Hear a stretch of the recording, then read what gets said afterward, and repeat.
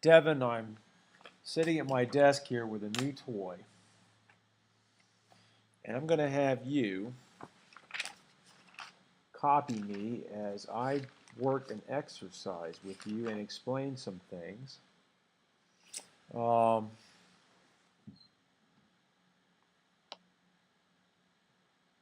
I've got some sentences that I'd like you to copy. Here's the first one. And this exercise is pretty basic. And I have a feeling you get this already. But I've got a new toy that I want to play with, and it won't hurt to try an easy exercise out on you. So you copy as I copy. Here's the first sentence. Puella sub arbore sedet. That's sentence number one. Sentence number two. Cornelia sub arbore legit. Number three. Tres, I should say in Latin. Number tres.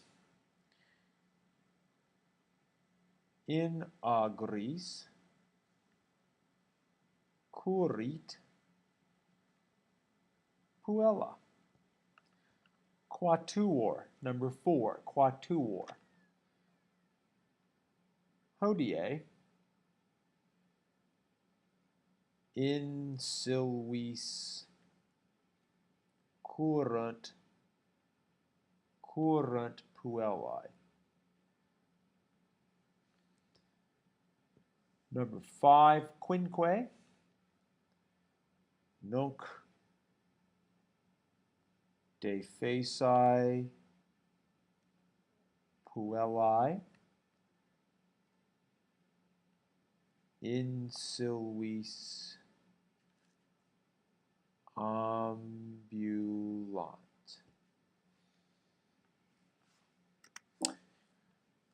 And number six,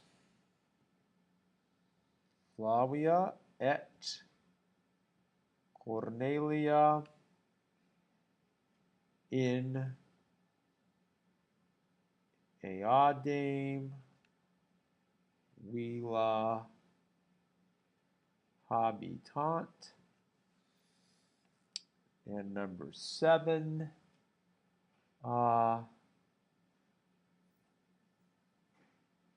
Laetae amicae ad villam ambulant. And number eight, octo in Latin. Sub arbore sedent amicae. Well, in each sentence, I want to find out who the sentence is about, who's doing the action of the verb. I want to find out who is sitting. That's my verb. Who's reading? That's my verb. Who's running? That's my verb. Who's doing the action of the verb? In other words, who is the subject? Who is doing the action? Whoever is doing the action of the verb is equal to the subject of the sentence. Well, all I'm looking for are a couple of endings, and I think you already know this. If I have a first declension noun, and I'm going to come up here and write a first declension noun down.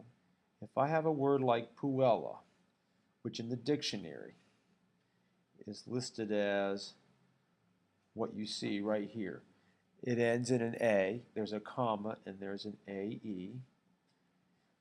This is the word for girl, you know that.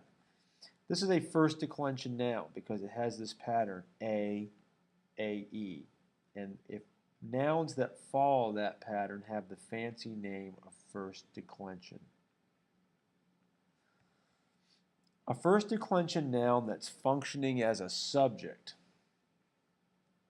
is going to end in an A if it's a singular subject, and if it's plural, it's going to end in an AE. That will be a plural subject. So my subject endings are A, if the noun is singular, the ending is A, and AE, that's the ending if the noun is functioning as a plural subject. So all I have to do is go back to these sentences and go find the nouns that end in A or AE, and those are my subjects. I have a feeling this is way beneath you, but I'll ask you to do it anyway. So you copy the sentence down and go label a subject. So I'll pick out one that, I don't know, might not be obvious. I'll look at number 3. I'm looking for a noun that ends in A or AE. I see Puella at the end of the sentence. I'm going to write S for subject above it.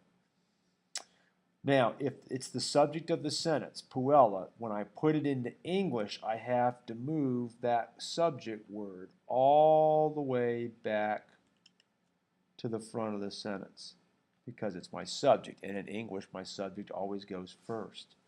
So for number 3, I'm going to say, the girl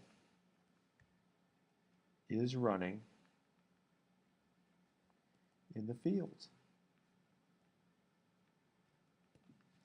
And Devin, that's all there is to this exercise. If you'll go label the subjects and then put an S over them and then translate each of the sentences, we'll be good. Bye-bye.